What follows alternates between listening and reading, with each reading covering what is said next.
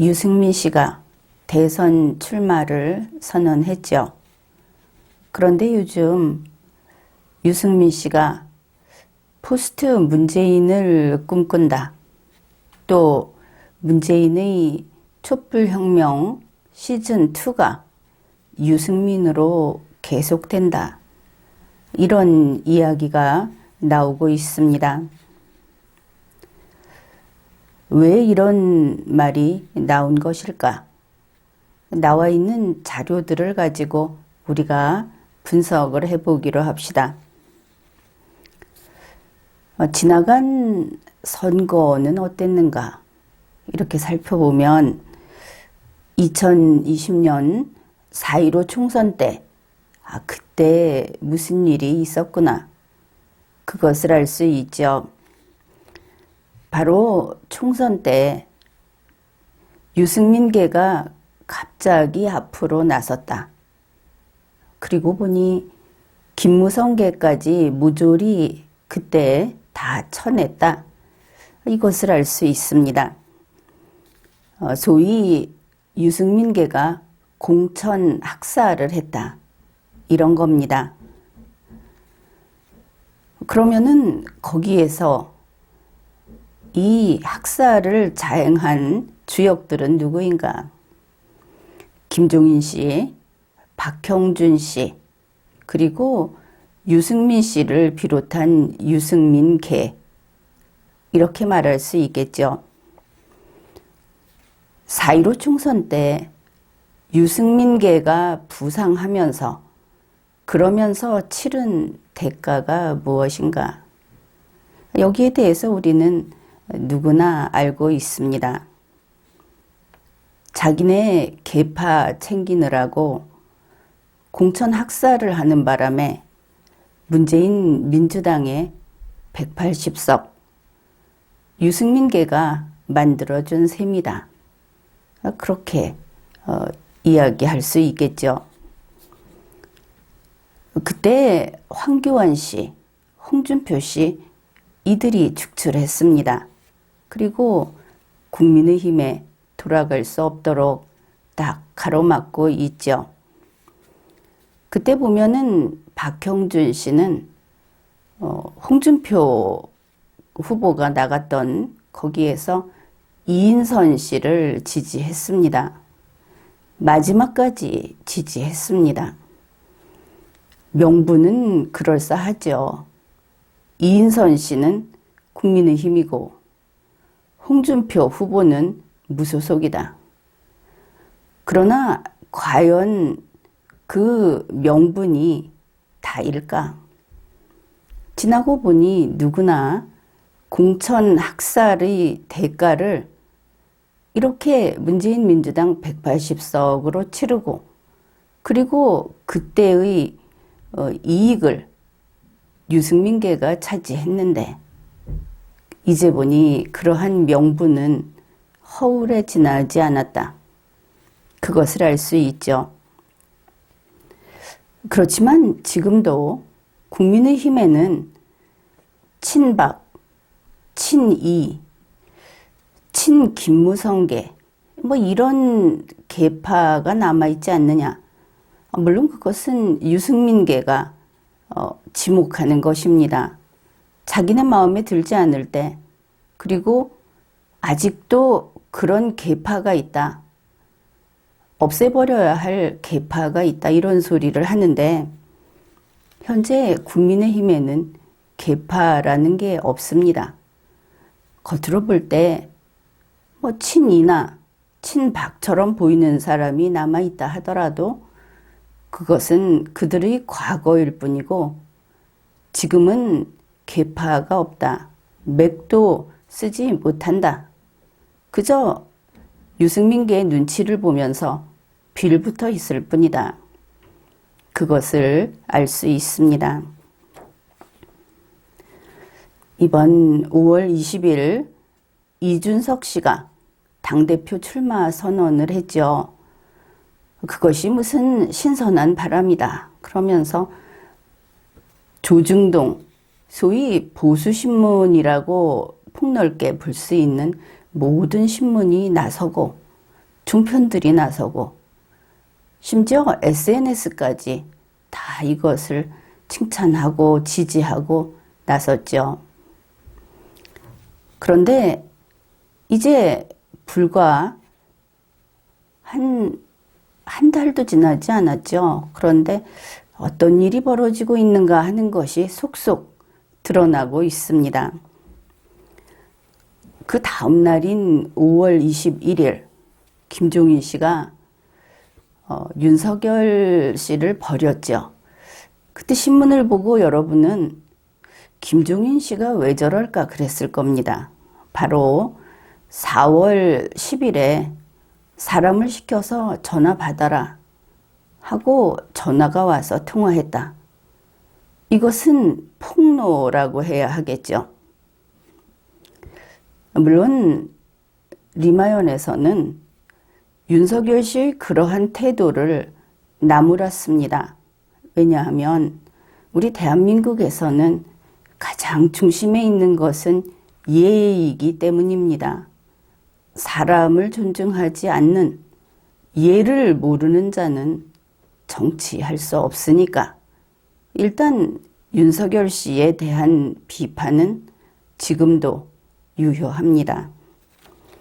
이날 김종인 씨는 이준석 당대표에 대해서 오케이 했죠. 그리고 나서 김종인 씨가 무엇을 했는가? 6월 3일 국민의힘이 대구에서 합동연설회를 하는데 거기 그 노구를 이끌고 재뿌리러 갔습니다. 참으로 볼썽사나운 광경이었다. 그렇게 평가를 합니다. 그날 김종인 씨는 경북대에서 강연을 하고 또 MH 컨벤션 센터라고 하는 예식장 거기에서도 강연을 했습니다. 무려 강연을 2건이나 했습니다. 이게 자아 비판인가? 어째서 연로한 김종인 씨가 이렇게까지 혹사를 당해야 했던 것인가? 사연은 훗날 밝혀질 겁니다. 이날 김종인 씨가 한 이야기는 그렇습니다. 양쪽 다 가서 강연도 하고 기자들도 만나고 하면서 윤석열을 버린다. 윤석열은 대선 후보감이 아니다. 이런 이야기를 했죠. 그리고 이준석 당대표를 지지한다. 그런 이야기도 했습니다. 여기까지 보면은 이렇게 됩니다. 소위 킹메이커로 알려진 김종인 씨가 다름 아닌 유승민에게 갔다. 그리고 국민의힘 당대표로 이준석 후보를 민다. 그것을 알 수 있죠. 이렇게 되면 우리는 의문이 생깁니다. 유승민이 누구였지? 그 사람이 그렇게 대단한 사람이었나? 이런 생각을 하겠죠. 유승민 씨는 64살이라고 합니다. 그리고 자기 자신은 마치 이 보수당에서 정치를 시작한 것처럼 그렇게 이야기를 하는데 실은 그렇지 않은 것을 알 수 있습니다. 유승민 씨는 1998년 5월부터 대통령 자문 정책기획위원회의 위원이었습니다. 그러면 이때는 김대중 대통령 재임기가 되겠죠. 바로 김대중 대통령이 1998년 2월에 대통령 취임을 했으니까. 그러면 유승민 씨는 김대중 대통령 자문 정책기획위원회 위원이 될 정도의 그런 인물이었구나. 그런데 그런 사람이 한나라당 여의도 연구소장으로 갑니다. 이제 한참 그 위원으로 있다가 2000년 2월에 그래서 2003년 6월까지 연구소장으로 있었다. 이렇게 알려져 있습니다. 그런데 그때도 그렇고 지나고 나서도 그렇고 유승민 씨의 그 어떤 정치 경제적인 철학, 입장, 이것은 신좌파의 입장이다. 그렇게 평가를 합니다. 그것이 김대중 대통령 재임기부터 지금까지 바뀐 적이 없는 듯하다. 이렇게 보이는 것이죠. 다시 말해서 유승민 씨는 전향하지 않았다. 전향하지 않았는데 김대중 대통령의 그 대통령 직속 기관에 들어가 있던 사람이 그 다음에 불과 얼마 안 돼서 한나라당 여의도 연구소장으로 옮겨왔다. 그렇게 되는 겁니다. 유승민 씨에게 있어서 황금기라고 할 수 있는 것은 새누리당 원내대표를 했던 그런 때가 아닌가 싶습니다. 바로 2015년 2월부터 7월까지 그렇게 길지는 않죠. 그러면은 그때 이 사람이 새누리당 원내대표였다. 그리고 지금도 국민의힘의 대선 후보가 되려고 한다. 그러면 또 이렇게 오해하는 분들이 있을 겁니다. 이 사람은 계속 그러니까 국민의힘이라고 하는 이 보수 정당에서 계속 같이 소위 좌파 정권과 싸우고 그랬구나. 전향은 안 했지만 이렇게 생각을 할 수 있죠. 근데 그것은 그렇지 않습니다. 유승민 씨는 2016년 3월 그때부터 2020년 2월까지 다른 당 사람이었습니다.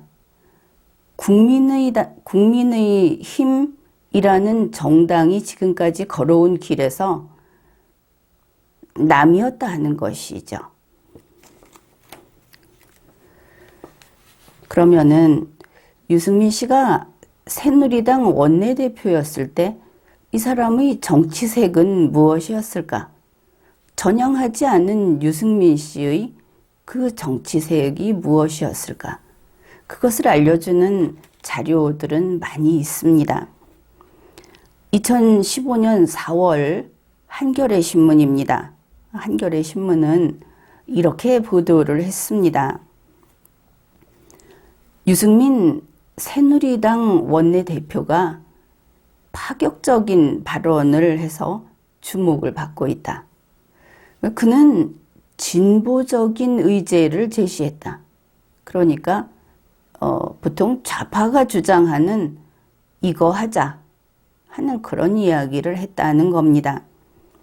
그는 노무현 전 대통령의 통찰을 높이 평가했다. 그리고 2015년 4월 8일 그가 했던 그 유명한 소위 그 진보 세력 혹은 좌파 세력에게 극찬을 받았던 교섭대표 그 연설 거기에서 한 이야기는 그렇습니다. 국가도 아니고 시장도 아니고 민간에서 즉 사람 중심의 이 경제 문제에 대한 해법을 주장하고 자본주의를 넘어가자. 결국 극복하자. 이런 주장을 한 것을 알 수 있습니다. 이러한 유승민 원내대표의 주장이 그러면은 우리에게 낯설지 않다. 그런 생각을 하지요. 왜냐하면 우리가 4년 넘게 보아온 문재인 민주당과 같은 내용이기 때문입니다. 사람 중심, 바로 그런 것이죠. 문재인 민주당이 4년 넘게 해온 이러한 정부 정책, 그것을 새로운 정치조직 리마연에서 보고서로 냈죠. 제목만 짚어봐도 그게 무엇인지 단번에 알 수 있습니다. 수도 서울, 일국 이제, 이것이 분권국가를 가리킵니다. 그 다음에 공산경제, 아나키즘 통일. 바로 이것이 문재인 민주당이 주장하는 것이고, 유승민 당시 원내대표가 바꿔야 한다, 개조해야 한다 하고 주장했던 내용과 거의 동일하다, 이런 겁니다. 이것이 2015년 4월의 일이었다. 그러면 벌써 여러 해가 지났죠. 그동안에 유승민 씨가 혹시 전향을 했거나 바뀌었거나 그럴 수도 있지 않습니까? 이런 생각을 할 수 있으니까 그때 이후 지금까지 유승민 씨가 어떤가, 어떤 입장을 보였는가, 그것을 살펴보기로 하죠. 대표적으로 유승민 씨는 2018년 4월 25일에 김형기 씨를 영입했습니다. 예전에 경북대학교 교수였다, 그렇게 알려져 있습니다. 그때 김형기 씨가 한 이야기가 있습니다. 바로 이겁니다. 대구, 경북 대구를 말하는 겁니다. 대구의 민주주의는 실패했다. 부패하고 무능한 기득권 보수를 대체하겠다, 갈아버리겠다, 이런 이야기를 한 거죠. 대구의 민주주의는 실패했다. 이게 무슨 뜻인가? 흔히 그렇게 말하지 않습니까? 대구는 보수의 심장이다. 대구에서는 문재인 민주당에서 당선되기가 좀 어렵다. 지금은 그렇지도 않지만 그런 대구의 민주주의가 실패했다, 틀려먹었다고 한 겁니다. 김형기 씨는 보수가 아주 깨끗하고 도덕적이기를 바라서 한 이야기가 아니죠. 그냥 보수니까 무조건 틀려먹은 것이다, 그런 겁니다. 보수의 심장이라고 하는 대구에 폭탄을 쏟아 부은 것이다. 자기가 대구에 있으면서, 이게 참 비슷합니다. 김형기 씨가 대구에 있으면서 대구 안에 들어가서 대구를 개조하겠다고 한 사람이고, 그리고 이제 이것이 나중에는 그 영역이 넓어집니다. 그것을 우리가 살펴볼 겁니다. 이때 김형기 씨를 영입하는데 유승민 씨의 그 발언이 또 흥미롭습니다. 유승민 씨가 삼고초려를 했다는 것이죠. 자신의 공개 일정을 최소화하면서 김형기 씨를 영입하는데 공을 들였다고 합니다. 유승민 씨 말이 이렇습니다. 김형기 씨는 바른미래당과 철학과 가치를 같이 하는 분이다. 가치, 철학, 이것이 같다, 이렇게 말을 한 것이죠. 그러면은 유승민 씨가 김형기라고 하는 어떤 현인이 있어서 삼고초려를 했나 보다, 이렇게 생각할 수 있겠죠. 그런데 김형기 씨와 유승민 씨는 이미 아는 사이다, 그렇게 밝혀졌습니다. 서울대 경제학과 선후배 사이다. 뭐 그것만이 아니겠죠. 그러면서 이때 유승민 씨가 김용기 씨는 이런 분이다 하고 소개를 했는데 2012년 대선에서 안철수 지지 모임의 상임대표를 했고 2017년 대선에서 안철수 국민선거대책위원회 지방분권위원장을 한 사람이다. 이렇게 소개를 했습니다. 뭐 살짝 과거를 세탁한 거다. 그렇게 이야기할 수 있겠죠. 왜냐하면 김용기 씨는 안철수 씨 정도의 중도 좌파가 아니다. 그렇기 때문입니다. 김용기라는 인물이 정치색이 어느 편이냐 하는 것은 잠시 후에 다룰 겁니다. 대충 요약을 해서 말을 하자면은 새로운 정치조직 리마연의 보고서에서 문재인 민주당 이념, 정책 이런 것을 미는 사람들을 국가 파괴 세력 이렇게 지칭을 했습니다. 김용기 씨는 국가 파괴 세력에 준하는 사람이고 다시 말해서 문재인 민주당과 한 식구로 보이는 사람이다. 이렇게 평가를 할 수 있겠습니다. 유승민 씨는 그런 김용기 씨하고 철학도 같고 가치도 같다. 삼고초려해서 모셔왔다. 이렇게 말을 했죠. 그러면 유승민 씨는 문재인 민주당과 철학도 같고 그 추구하는 가치도 같다. 이렇게 말을 한 것으로 볼 수 있겠죠. 혹시 믿지 못하겠으면 여기에 대해서 보완 설명을 하겠습니다. 유승민 씨의 이러한 이야기 우리가 이렇게 풀어본 것은 진짜다 하는 겁니다. 이거 그냥 유승민 씨가 김용기 씨에게 립 서비스로 한 이야기가 아니고 진심이다. 어떻게 할 수 있느냐? 지난 리마연 영상에서 유승민 씨를 부총리로 영입하려고 했다 하는 소개를 했죠. 그때 임종석 씨, 박영선 씨가 공개 발언하지 않았습니까? 유승민 씨는 이런 분이다. 잘 모르겠으면 확인을 해 보십시오. 김용기라는 사람이 일단은 색깔이 강한 좌파 인물이구나. 이렇게 이제 대충 짐작을 할 수 있죠.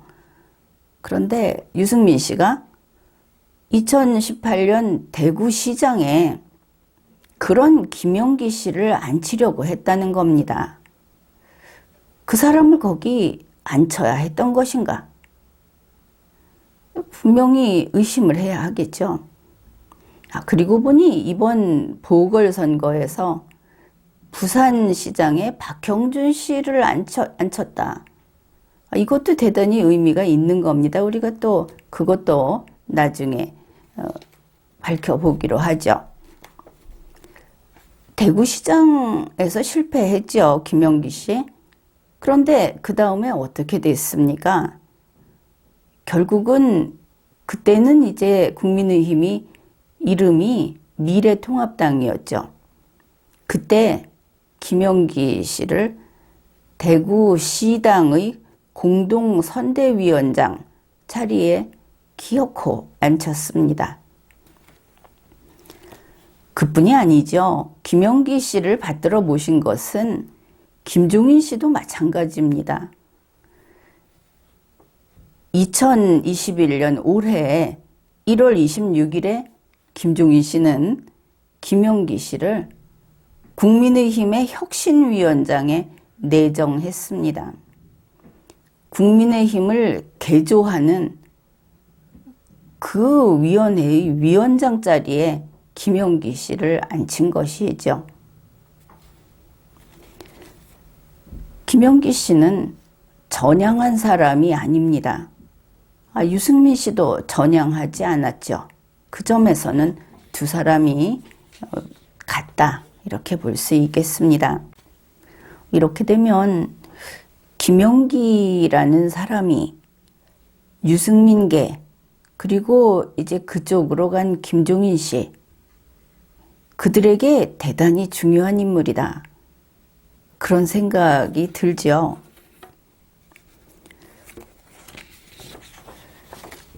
유승민 씨가 5월 26일에 대선 출마 선언을 하지 않았습니까? 그런데 그때로부터 며칠 지나지 않아서 5월 31일에 김용기 씨가 대구에서 혁신 네트워크 출범식을 했습니다.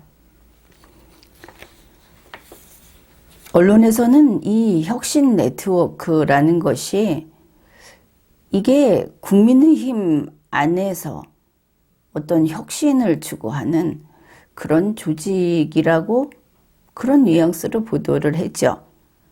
그런데 혁신 네트워크가 그러면은 국민의힘 당 조직인가? 그게 아니라는 겁니다. 민간단체라는 것이죠. 민간단체라고 하면서 국민의힘 대구시당에서 출범식을 했습니다. 어째서 이런 것인가?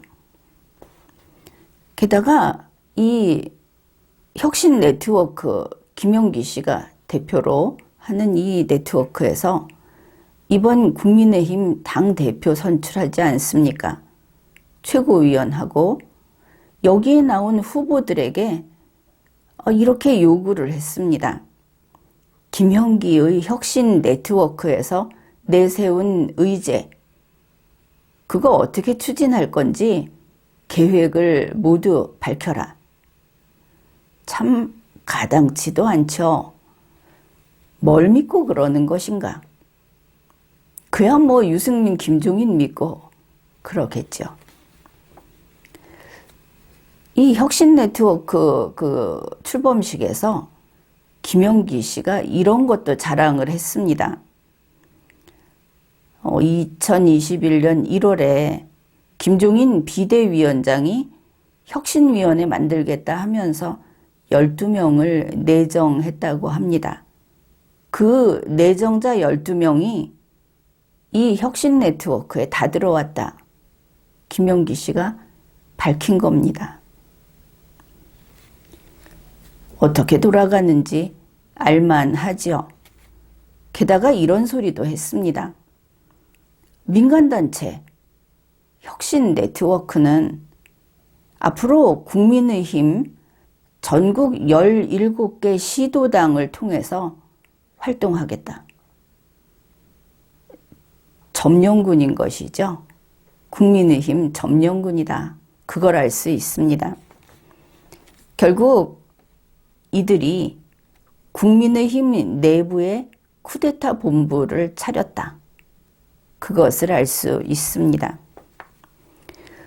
김종인 씨가 6월 3일 대구에 강연을 2개나 했다고 했죠. 국민의힘 합동연설회 있는 날. 그때 한 개는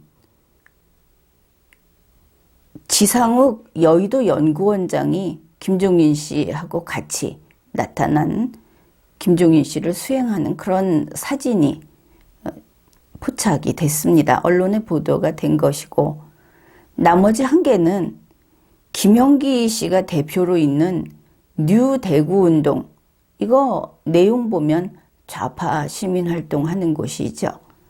거기에서 했습니다. 이러면 김형기, 그리고 김종인, 유승민, 이준석, 유승민계, 기타 등등, 이렇게 카테고리를 엮을 수 있구나, 그런 생각이 들죠. 자, 이렇게 얘기를 했으니까 이제 김용기 씨는 누구인가? 그 이야기를 해 봅시다. 김용기 씨는 1953년생이라고 하고, 그가 무슨 일을 했는가? 그가 소위 그 좌파 진영에서 어느 정도의 레벨에 있는 핵심 세력인가? 이걸 살펴보아야 하겠죠.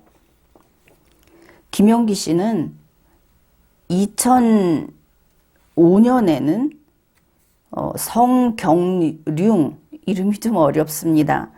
임혁백, 이민원, 이런 사람들하고 좌파 활동을 했습니다. 이 이름을 굳이 소개하는 것은 리마연의 보고서에 종종 등장하던 이름들이기 때문입니다. 그리고 2006년에는 좋은정책 포럼이라고 하는 그 포럼의 공동대표였습니다. 이때 공동대표가 4사람이었습니다. 좋은정책 포럼이 무엇인가부터 이야기를 하죠. 이것은 그 당시에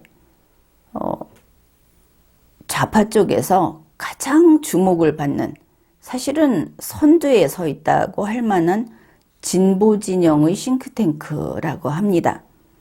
좋은정책 포럼에서 무엇을 하는가?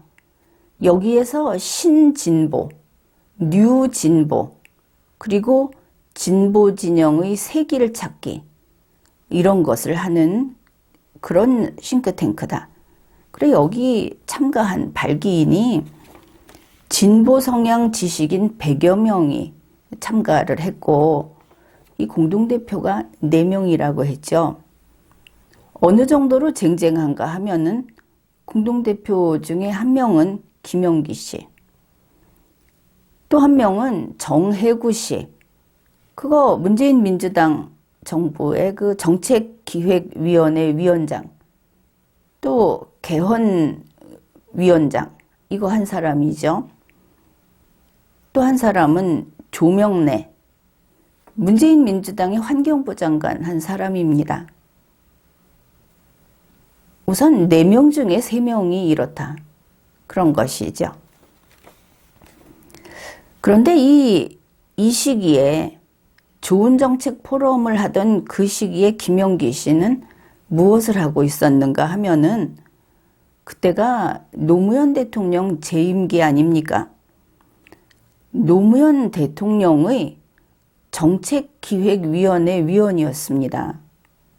그리고 노무현 대통령의 국가균형발전위원회 위원이었습니다. 이것을 2004년에서 2006년까지 한 것이죠. 대단한 인물이죠. 이때 이 좋은정책 포럼에서 기본 구상을 무엇으로 잡았는가 하는 것을 동아일보에서 실었습니다. 2006년 1월 23일에 이런 내용입니다. 시장경제를 동력으로 이용해서 독점과 양극화를 국가통제 그리고 시민사회의 통제로 해결하자. 바로 이 시민사회의 통제 부분이 사회적 경제 쪽으로 연결된다, 그걸 알 수 있죠. 2006년 12월에 경향신문에서 김용기 씨와 인터뷰를 합니다. 아주 장문의 질문 답변, 이런 것이 들어있는데, 그때 김용기 씨가 대단히 중요한 이야기를 합니다. 이런 내용입니다. 2007년 대선에서 진보가 승리하기 위해서는 프레임을 짜야 한다. 이 사람이 프레임을 가지고 선거에서 이기려고 하는 사람이다, 그것을 알 수 있죠. 그러면 진보가 택할 프레임이 무엇인가? 그것도 이야기를 합니다. 지속 가능한 진보냐, 지속 불가능한 보수냐, 이런 프레임을 내놔야 한다는 것이죠. 그리고 지속 가능한 진보를 위해서 뭐 그들이 하는 말로 대안적 발전 모델 이르죠. 그런 걸 위한 연합을 결성해가지고 2007년 진보 승리를 달성하겠다. 그래서 결국은 이 좋은 정책 포럼이라고 하는 것이 바로 그겁니다. 지속 가능한 진보라는 거를 보여주기 위한 그런 것이죠. 그런 싱크탱크인 겁니다. 그러면 김영기 씨는 항상 프레임 전쟁을 하는 사람이구나. 그렇게 생각해도 되겠죠. 자, 이제 2005년, 2006년 이렇게 봤습니다. 2009년에 김영기 씨는 어떨까? 2009년 10월 김영기 씨는 새로운 진보의 길이라는 책을 냅니다. 마찬가지인 겁니다. 신좌파. 그 승리를 위해서 그는 일생을 그렇게 살고 있다. 그것을 알 수 있죠.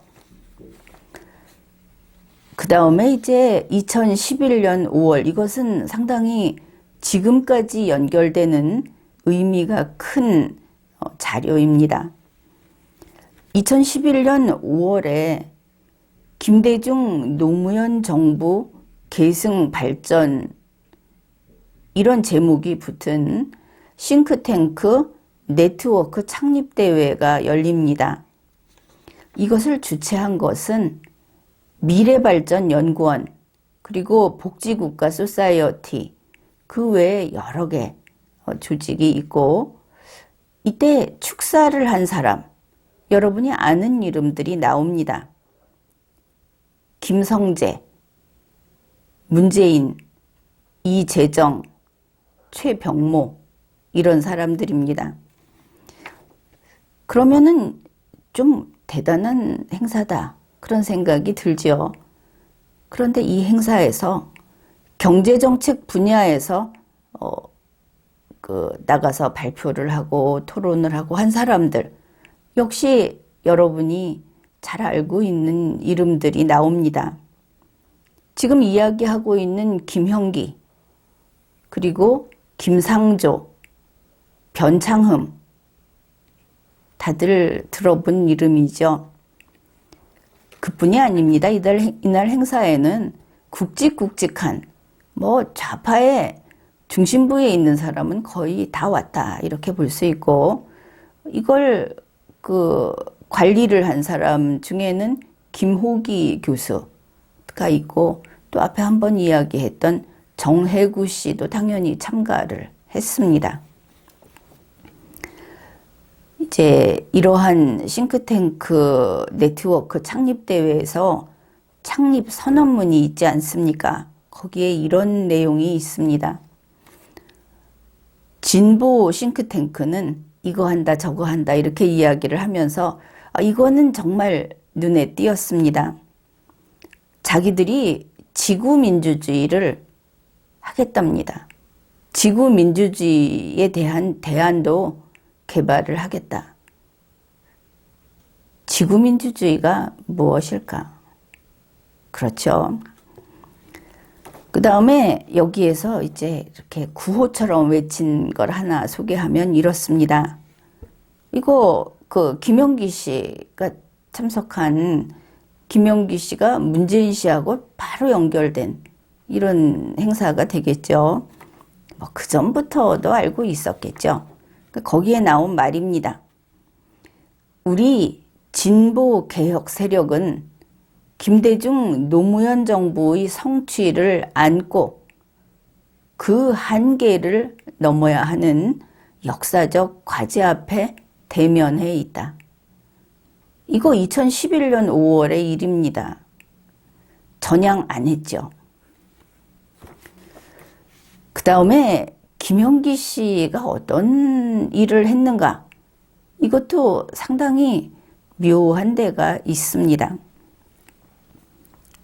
바로 이러한 김영기 씨가 2012년에 안철수 지지 모임을 만듭니다. 그 이름이 대구 경북 진심포럼. 이걸 결성을 합니다. 그래 놓고는 2012년 10월 23일에 이르러서 민주와 개혁 세력은 단일화해야 한다. 이런 주장을 합니다. 안철수 씨를 지지한다고 하면서 안철수 씨가 아닌 상대방이 양보해야 한다는 식으로 말을 하는데 이거 단일화를 해야 한다는 게 이 사람이 던진 프레임이다. 단일화 반대하면 나쁜 사람이다. 이렇게 되겠죠. 그러면 이게 안철수 씨 보고 물러나라 하는 이야기처럼 들리지 않습니까? 김용기 씨는 원래 저쪽 그 아주 내부에 상층부에 있는 사람인데 그리고 나서 결과만 봅시다. 2012년 12월 7일 김용기 씨는 민주당의 김부겸 씨하고 공동성명을 내고서 문재인 후보 선거운동을 합니다. 안철수 씨는 자기가 양보했다고 생각을 할지도 모르죠. 무엇이 진실일까? 궁금합니다. 이런 일이 있었음에도 불구하고 2017년 4월 14일에 안철수 씨는 김용기 씨를 자기네 지방분권위원장에 영입을 합니다. 2017년 한참 뒤죠. 물론 이렇게 생각할 수 있습니다. 그 당시 그 안철수 씨가 있던 국민의당, 그것은 안철수만의 국민의당은 아니다. 그렇죠. 박지원 씨가 거기에 있었으니까 이제 그 점을 고려해야 하는데, 그렇더라도 2012년에 그런 일이 있었던 김용기 씨를 또 영입을 했다. 이거 안철수 씨가 진짜 골수 좌파여서 이랬던가, 정말 철학이 같아서. 그게 아니라면 안철수 씨에게 김용기 씨를 천거한 사람이 프락치였던가, 이렇게 경우의 수를 나누어 볼 수 있겠죠. 그런데 이와 아주 흡사한 일이 바로 다음 해에 일어납니다. 그게 2018년 4월 25일 유승민 씨가 김용기 씨를 대구시장 후보로 영입한 겁니다. 그런데 이것은 안철수 씨처럼 경우의 수를 둘로 나눌 수 없는 것이죠. 왜냐하면 유승민 씨가 삼고초려했고 철학이 같다, 가치가 같다고 했기 때문에, 그리고 모르던 사람도 아니고 대학교 선후배고 같은 경제학을 했던 그런 사람이고, 그러니까 이번에는 경우의 수는 하나밖에 없다. 이렇게 보면 되겠습니다. 이렇게 해서 2018년 4월 그때까지 김용기 씨는 전향하지 않았다. 그것을 확인했습니다. 그 직전에 2018년 3월에 김용기 씨는 또 책을 냈습니다. 그런데 그 책이 어떤 것이냐 하면은 문재인 민주당이 개헌을 추진하고 있었죠. 그 개헌을 지지하는, 개헌을 주장하는 책이었습니다. 그래서 새로운 진보의 길로 가자, 이런 것이고, 대표적인 것은 분권형 복지국가 개헌을 해야 하고 소득주도 성장체제를 확립하는 그러한 것을 주장했던 그런 책을 냈습니다. 그리고 2018년 4월 25일 대구시장 후보가 된 것이죠. 이 개헌 이야기가 나와서 그런데 그 좌파 싱크탱크라고 하는 그 2006년 그때부터 좋은 정책 포럼에 있었던 그 출신들이 개헌을 추진하는데 앞장섰습니다. 정혜구 씨하고 김호기 씨, 이들은 바로 그 문재인 씨 쪽의 조국 측 개헌 활동을 했고, 이 김용기 씨 같은 경우는 국회에서 하는 그 정세균 의장이 그때 그 꾸렸던 그쪽에서 개헌 추진을 했습니다. 내내 같은 그 좌파 싱크탱크에서 양쪽으로 갈라서 한쪽은 대통령 측, 청와대, 한쪽은 국회 측 이랬던 것을 알 수 있죠. 이 개헌에 소위 보수 정치인이라는 사람들이 여기저기 마치 자석에 쇳가루 붙듯이 가서 붙어서 했던 사람들은 평생 후회를 할 짓을 한 것이다. 그렇게 볼 수 있습니다. 김용기 씨는 지방분권운동 대구 경북 본부 활동도 했습니다. 여기서 중요한 일을 했고 아마 이때도 대표가 아니었나 싶은데 지금 현재는 명예회장입니다. 들어가면 첫머리에 이름이 있습니다. 이 지방분권운동 대구 경북본부에 가면 거기에서 무엇을 하는 곳인가를 알려주는 자료들이 대단히 많이 있습니다.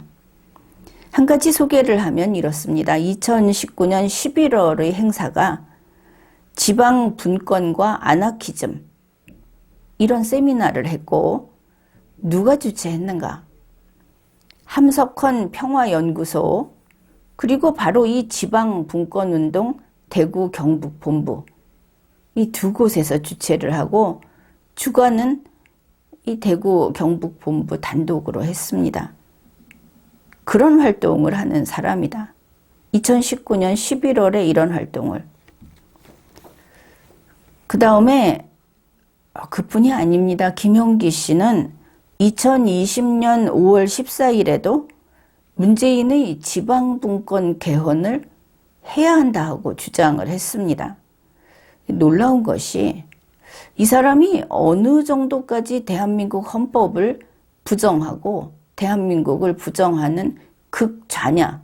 나는 극좌라고 평가를 했습니다. 이런 자료들을 보면서. 이게 단적으로 보여주는 것이 2020년 5월 14일 그가 주장한 것이 무엇냐 하면은 헌법을 개정해야 한다.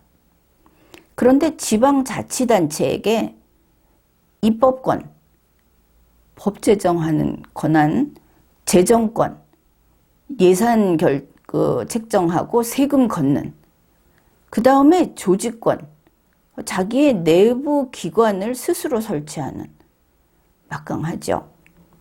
이것을 주는 내용을 헌법에 넣어야 한다고 주장을 했습니다. 이 정도 되면은 진짜 막가자는 거죠. 돌이킬 수 없는 정도로 선을 넘어간 그런 국가 파괴 세력이라고 그런 대우를 받을 만하다.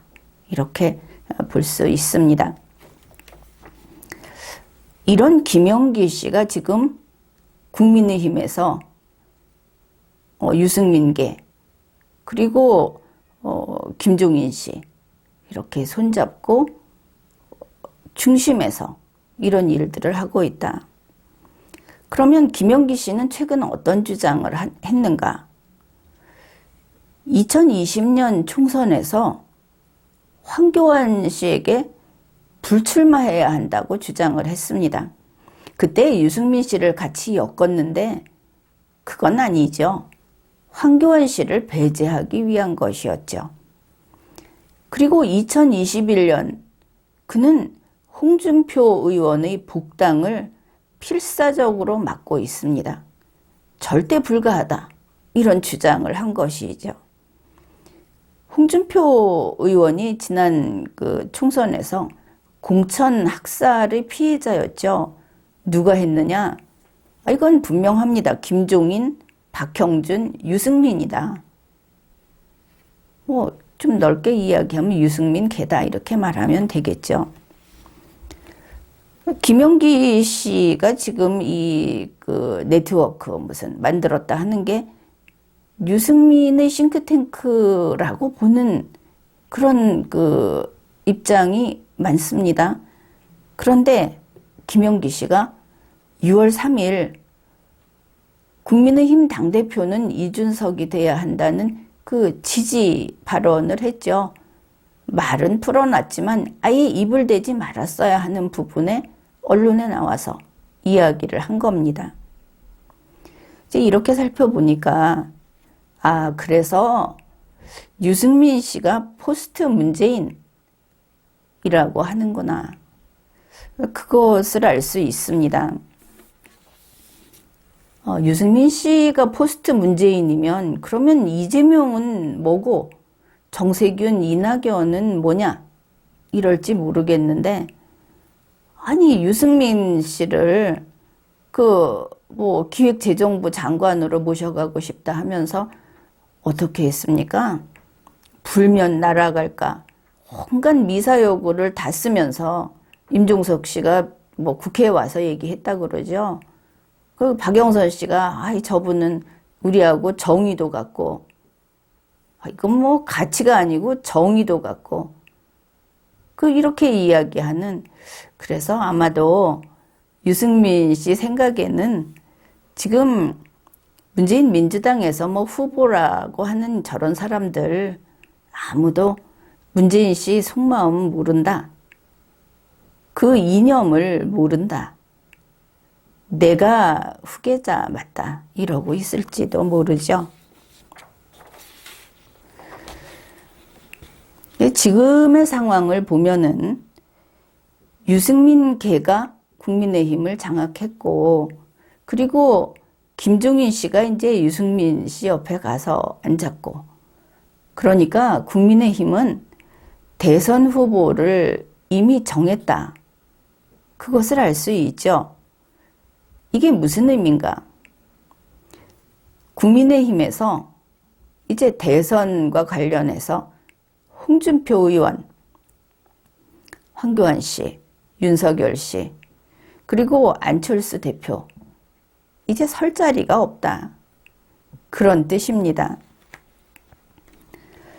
유승민 씨의 이 대선 전략은 우리가 대충 살펴봐도 이미 몇 년 전부터 기획된 것이고 그리고 그 주된 수단은 프레임 씌우기다. 그것을 알 수 있죠. 유승민 씨는 국민의힘의 경선을 어떻게 해서라도 자기가 대표로 나오면 그냥 바로 문재인의 후계자로서 대통령이 된다고 생각하는 것처럼 보입니다. 가끔 보면 그렇죠. 2006년 당시의 상황, 2007년 대선을 준비할 때하고 상당 부분 이게 판박이다. 그런 것을 알 수 있습니다. 실제로 대선은 부전승으로 올라갈 거라는 생각을 하는 것처럼 보인다. 이제 그런 것입니다. 이러면은 어떻게 할 것인가? 보니까 진중권 씨하고 홍준표 의원이 이야기하면서 자기가 황교안한테 쫓겨났다. 이러는 것을 보았는데 그게 그렇지 않죠. 세상이 그렇게 단순하게 돌아간답니까? 홍준표 의원도 이제 물론 황교안 씨, 윤석열, 안철수 씨 이런 지금 대선 후보로 거론되는 그런 분들 지금 이 상황을 잘 생각해야 할 겁니다. 그리고 어떻게 대비할 것인가? 한번 물었죠. 어떻게 대비할 것인지. 그 다음에 이제 이번 기회를 빌어서 이야기를 해두자면은 어떻습니까?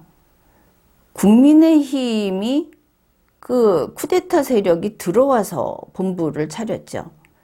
그러면 국민의힘만 그럴 것인가? 제야에 있는 각종 정당이 됐든 정당이 아니든 어떤 이 보수 집단들 그 속에는 어느 사이에 그런 프락치가 들어와서 자리 잡고 있을 수 있다. 이런 것을 이제는 찾아내야 할 겁니다. 내부 침투자들이 있다 하는 것이죠. 유승민 씨는 이제 앞에서도 이야기했듯이 이 리마연 보고서에 나타나 있는 문재인의 국가 개조 시나리오, 그거를 가장 잘 실천할 수 있는 자가 유승민 나다, 이러는 것 같죠. 그러면 이게 무슨 뜻인가? 유승민 씨는 천상 좌파구나.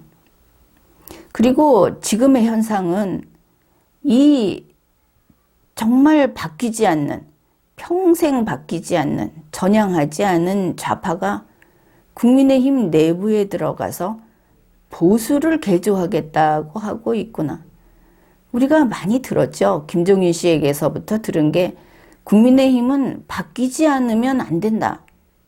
그런데 보수로서 더 나은 보수가 되기 위한 게 아니고 이 극좌파들이 보기에 보수물을 싹 빼버리는, 그렇게 바뀌지 않으면 안 된다고 했던 이야기임을 이제 이해할 수 있게 되었다.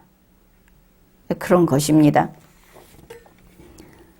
이번에도 이렇게 대략 유승민 씨, 그리고 김형기 씨, 뭐 거기에 살짝 카메오로 김종인, 이준석 씨 이야기를 해보았습니다.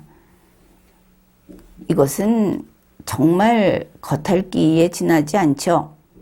이제 이와 관련해서 앞으로 대선까지, 대선 전국에서 이 파벌들, 이 권력 다툼이 어떻게 이어져 갈 것인지, 국민의힘은 정말 그렇게 잡혀 먹히고 말 것인지, 또 지금까지 오면서 유승민 씨의 기획은 무엇이고, 뭐 김종인 씨도 마찬가지고, 그들이 지금 씌워놓고 있는 프레임은 또 무엇인가? 그뿐이 아니라 뭐 앞에서 이야기한 뭐 홍준표, 황교안, 윤석열, 안철수 같은 이제 뭐 또 있을 수도 있지만 대선 후보들, 그들은 이 상황에서 무엇을 해야 하겠는가 하는 이야기들, 그런 내용을 이제부터 앞으로 계속 다룰 겁니다. 지금까지 리걸마인드 연구소였습니다.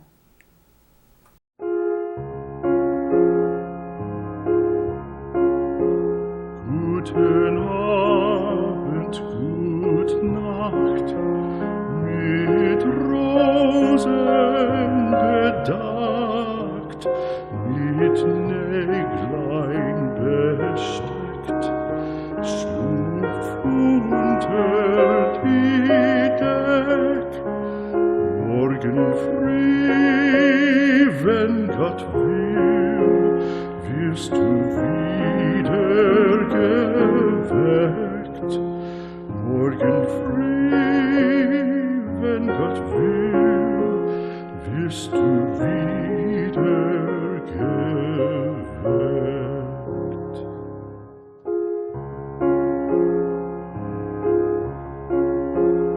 Guten Abend, gute Nacht, von Englein bewacht, die zeigen im Traum dir Christkindleins Baum. Schlaf nun selig und süß, schau im Traums Paradies. Schlaf nun selig und süß, schau im